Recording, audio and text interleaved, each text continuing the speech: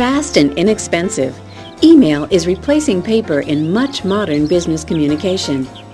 There are some hazards to using email, however. In this lesson, you will learn to take best advantage of email's strengths while avoiding its weaknesses.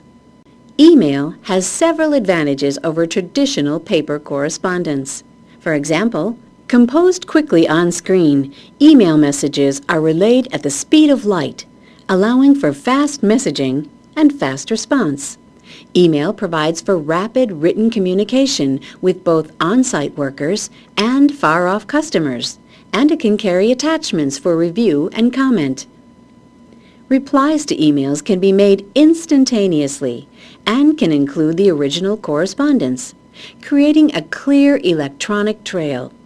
Email is also easily saved for later retrieval. And because there is no expense for paper or postage, email is a cost-efficient means of communication. However, business people need to be aware of email's potential disadvantages. For instance, because of email's ease of use, many hastily written and unimportant messages are sent. Due to its electronic nature, email can malfunction or simply get lost in transit, arriving late, or even disappearing altogether. Sometimes it can even be intercepted by an unintended reader.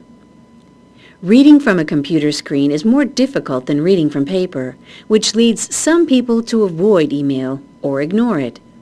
And in general, email is less highly regarded than hard copy correspondence, which makes it less than ideal for very important messages.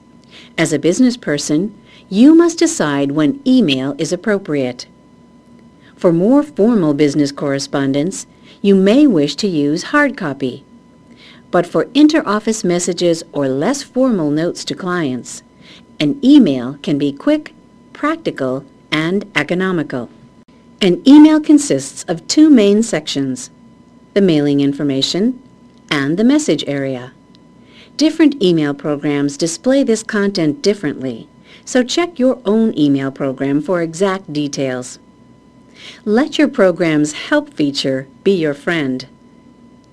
The mailing information of an email identifies the sender by name and/or email address, the primary recipient or recipients, any additional people to receive a copy, recipients of a blind copy, identified on their copy only, of course, the subject of the email, and any files attached to the email. An email address consists of a username, an @ symbol, and a mail server name. Be sure the spelling is exactly correct, with no spaces, or your message will never reach its destination. Fortunately, email programs generally include an address book or contacts list to keep track of email addresses you commonly use.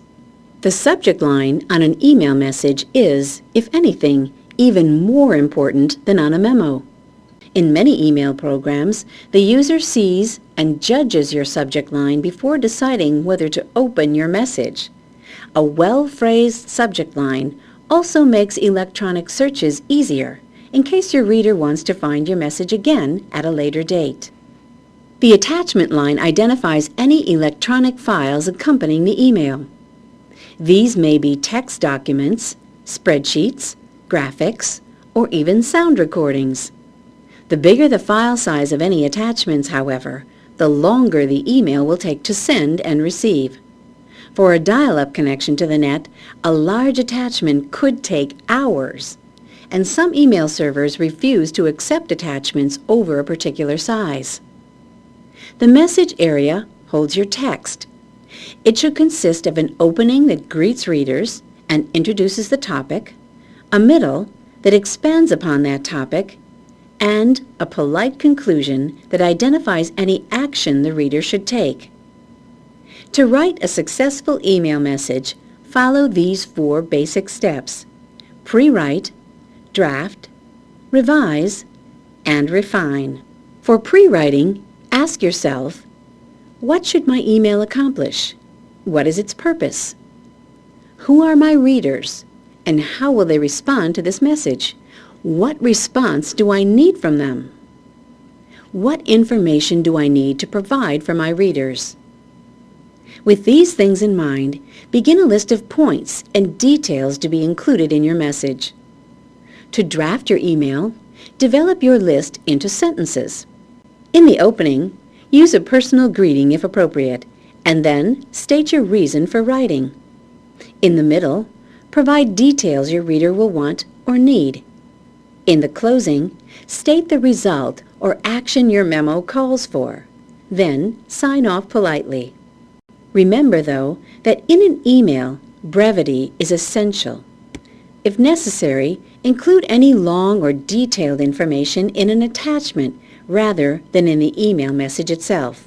Once the message is finished, read through it again to make sure it contains all the information your readers need, is well organized, has smooth sentences and clear transitions, and is written in a friendly but professional tone. Use lists, headings, and white space to improve your message's legibility. And before clicking the send button, take time to refine your email by double-checking word choice, spelling, and grammar. Also check whether you have included any attachments mentioned in your message. Attachments are commonly forgotten. For email communication to work effectively, check often for new messages, at least at the beginning and end of each day. Reply promptly when requested, even if only to acknowledge receipt and promise a fuller response later. The reply button on your email program will automatically fill in the mailing information for your response. Don't send unwanted email, however. This is called spamming, and it makes people less likely to pay attention to any of your messages. Also, your company owns and is legally responsible for all email on its network, so never send anything you wouldn't want your employer to read. Never send an angry or sarcastic email.